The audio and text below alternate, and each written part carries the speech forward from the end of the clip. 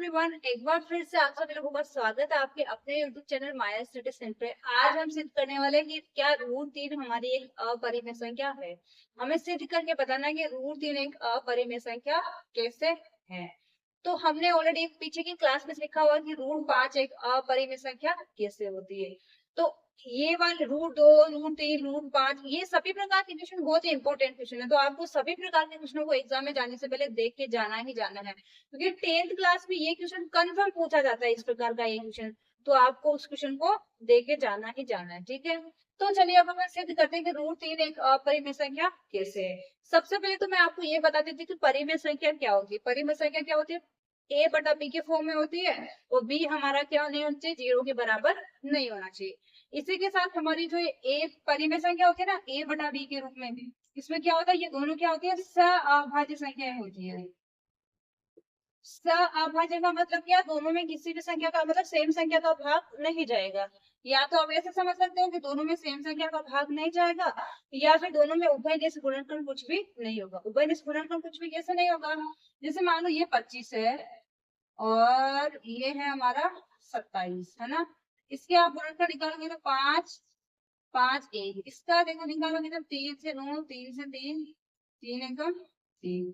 अब इनके गुणनखंड देखो 5 गुना 5, इसका 3 गुना 3 गुना 3। इन दोनों में उभयनिष्ठ कुछ भी है क्या? नहीं है। यानी कि इसमें गुणनखंड 5 है, इसके 3 है। 5 गुना 5 गुना 5 सेम कुछ भी नहीं है ना। तो सेम नहीं, इसका मतलब इनमें उभयनिष्ठ गुणनखंड नहीं है। वो वाली बात है यहाँ पे कि ए और बी दोनों में उभयनिष्ठ गुणनखंड कुछ भी नहीं होगा, इसलिए ये क्या हो जाएगी, सअभाज्य संख्या होगी। इस बात को आपको याद में रखना है, क्योंकि ये वाली बात हमें लास्ट में बहुत हेल्प करेगी। इसलिए मैं आपको बता रही हूँ कि आपको क्या ध्यान में रखना है कि ए हमारी जो परिमेय संख्या होती है ना, ए बटा बी के फॉर्म में, जहाँ पे बी बराबर 0 नहीं होना चाहिए, उसमें क्या होता है कि ये हमारी ए और बी दोनों क्या होती है, सअभाज्य संख्याएं होती है। सअभाज्य संख्या क्या होती है वो मैंने आपको बता दिया है। अब हम जब क्वेश्चन करेंगे ना, तो हम इस रूट 3 को क्या मान के करेंगे कि ये रूट 3 हमारा क्या है, परिमेय संख्या है। इसके बराबर मान के इसको सॉल्व करेंगे। तो सबसे पहले हम क्या लिखेंगे, माना कि, और आपको सेम ऐसे के ऐसे ही करके आना है एग्जाम में, ठीक है ना। एग्जाम में जब आप करने के लिए क्वेश्चन रेडी करके जाओ तो आपको इसी तरह से करना है। इसका कुछ वैसे नहीं है, इसमें सूत्र वो सब नहीं होते। इसका स्टेप्स है कि पहले हमें ये करना है, पहले ये करना है, फिर ये करना है, फिर ये करना है, फिर इस प्रकार से वो सिद्ध हो जाएगी। वही काम आपको करना है। तो हम मान लीजिए, माना कि रूट 3 एक क्या है, ये है अपरिमेय, लेकिन हमें क्या माना, रूट 3 एक परिमेय संख्या है, संख्या है। अब देखिए, हमें पता है कि अगर परिमेय संख्या है तो वो किसके बराबर होगी, ए बटा बी के बराबर होगी। तो हम क्या लिख सकते हैं, रूट 3 बराबर किसके बराबर हो जाएगी, ए बटा बी। यही होता है। ये दोनों क्या ए बटा बी के बराबर है। ये ए और बी हमारी क्या होगी, सअभाज्य संख्या होगी। ये परिमेय संख्या है भाई, ए बटा बी परिमेय संख्या है। परिमेय संख्या तो इसके बराबर रख दिया, तो ये भी एक परिमेय संख्या हो गई। ये दोनों बराबर, इसका मतलब ये परिमेय तो ये भी परिमेय हो गया। अब देखो आगे क्या है। अब इस स्क्वायर को अपन को हटाना है, क्योंकि क्वेश्चन को सोल्व करना है, तो स्क्वायर जहां तक अपन हटा सकते हैं अपन को हटा देना है। इस स्क्वायर को अपन कैसे हटा सकते हैं, इसका सॉरी रूट को, स्क्वायर ने रूट को, इस रूट को अपन को हटाना है।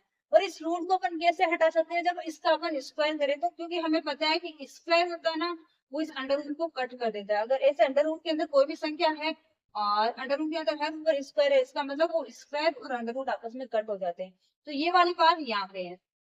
तो इस अंडर रूट को स्क्वायर काट देगा, तो ये तो हमारी सॉल्यूशन हो जाएगा। लेकिन मैथ्स का एक रूल है कि आप एक साइड में जो काम करोगे ना, दूसरे साइड में भी करना पड़ेगा। यानी बराबर लेफ्ट और राइट साइड दोनों में आपको सेम से संख्या से गुणा करना रहता है।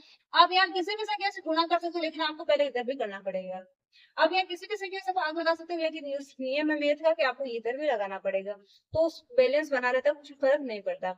अगर आप इधर स्क्वायर करें तो यहाँ पे भी स्क्वायर कर दो, आप कुछ भी कर सकते हो। तो हम क्या करेंगे, दोनों तरफ लिखेंगे, दोनों तरफ वर्ग करने पर।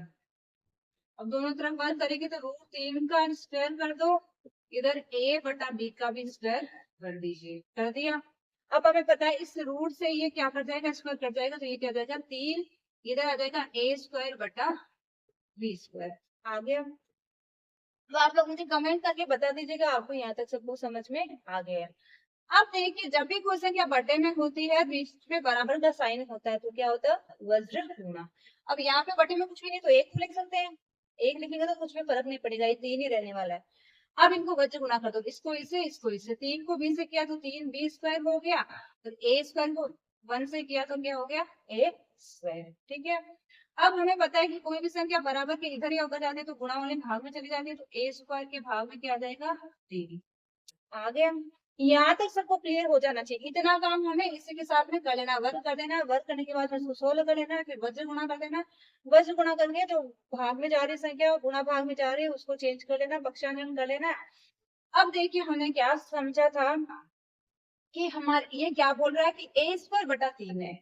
a²/3 का मतलब क्या है, अगर a² पे भाग जा रहा है 3 का तो a में भी तो जाएगा ना, तो a² का मतलब क्या है, a गुणा a, यही है।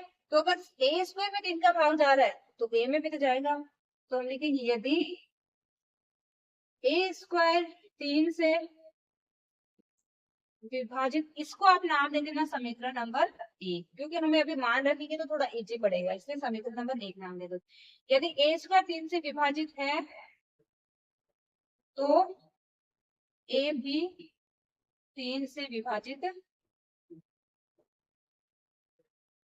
होगा, है ना। अब देखिए हम क्या रख देंगे, a के बराबर रख देंगे 3 गुणा c।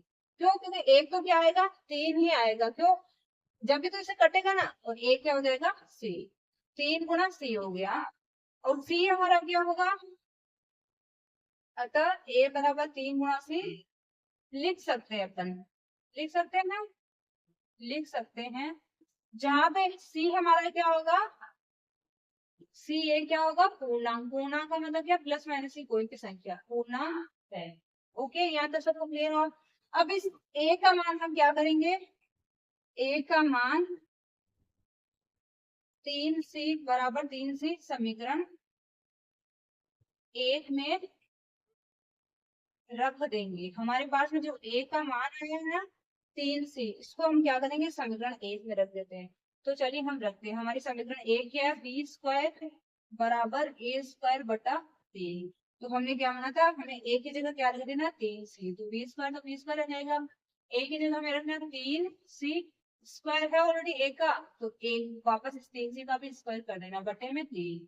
अब देखिए क्या है, b² बराबर 3 का स्क्वायर करेंगे तो 3 गुणा 3, 3 गुणा 3, c का स्क्वायर करेंगे तो c²। अब बटे में 3 है तो 3 से 3 कट हो गया, क्या आ गया, b² बराबर 3c²/3, सॉरी 3c², 3 तो कट हो गया ना। अब देखिए फिर से किसमें आ रहा है, वो 3 उसके गुणा में आ रहा है, c² है तो इधर आके भाग में आ जाएगा, तो क्या हो जाएगा, b²/3 बराबर c²। आ गया। अब आप इसको ध्यान से देखिए, b²/3, इसको आप समीकरण नंबर 2 भी नाम दे सकते हो। b²/3 का मतलब क्या है, अगर b² में 3 का भाग जा रहा है तो b में भी 3 का भाग जाएगा, यही होगा। जैसे अपन ने यहाँ पे माना था तो हम क्या लिखेंगे, यहाँ पे दिख जाएगा क्या आपको, एक सेकंड में चेक करती हूँ, दिख जाएगा। यदि b² 3 से विभाजित है तो b भी 3 से विभाजित होगा। अब देखिए कि b² 3 से विभाजित है तो b भी 3 से विभाजित होगा, और अगर b 3 से विभाजित है और यहाँ पे a भी 3 से विभाजित है, इसका मतलब दोनों में उभयनिष्ठ गुणनखंड क्या हो गया, 3 हो गया। लेकिन हमने क्या बोला था कि दोनों में उभयनिष्ठ गुणनखंड कुछ भी नहीं आना चाहिए, अगर कुछ भी उभयनिष्ठ गुणनखंड आएगा तो वो अपरिमेय संख्या होगी, परिमेय संख्या नहीं होगी। क्योंकि हमने जो मान्यता मान के चली थी कि भाई हमारी ये परिमेय संख्या है √3 और ये a/b के बराबर है, और a और b हमारी सहवादी संख्या, इनमें उभयनिष्ठ गुणनखंड कुछ भी नहीं है, जब तो ये क्या होगी, परिमेय संख्या होगी, अन्यथा तो क्या होगी, अपरिमेय संख्या होगी। तो हमने जो मान्यता मानी थी वो गलत सिद्ध हो गई, यानी कि विरोधाभास हो रहा है दोनों का, दोनों एक दूसरे का विरोध कर रही है, इसलिए क्या हो जाएगी, √3 एक अपरिमेय संख्या हो जाएगी। b² 3 से विभाजित है तो b भी 3 से विभाजित होगा, और 3 उभयनिष्ठ गुणनखंड आ रहा है या है, गुणनखंड है, अतः रूट 3 एक अपरिमेय संख्या है। तो आई होप आप सब लोगों को एकदम अच्छे से क्लियर हो गया होगा कि रूट 3 को एक अपरिमेय संख्या हमें कैसे सिद्ध करना है। अगर क्लास अच्छी लगती है तो क्लास को लाइक कर दीजिए, अपने दोस्तों के साथ इस वीडियो को शेयर कर दीजिए, और अभी तक आपने हमारे चैनल को सब्सक्राइब नहीं किया तो चैनल को भी सब्सक्राइब कर लीजिए, क्योंकि इस चैनल के ऊपर आपको इसी प्रकार मैथ्स के topic wise classes and basic maths के भी बहुत सारे कॉन्सेप्ट सीखने को मिलेंगे। तो चलिए आप मिलते हैं नेक्स्ट क्लास में, तब तक के लिए बाय बाय।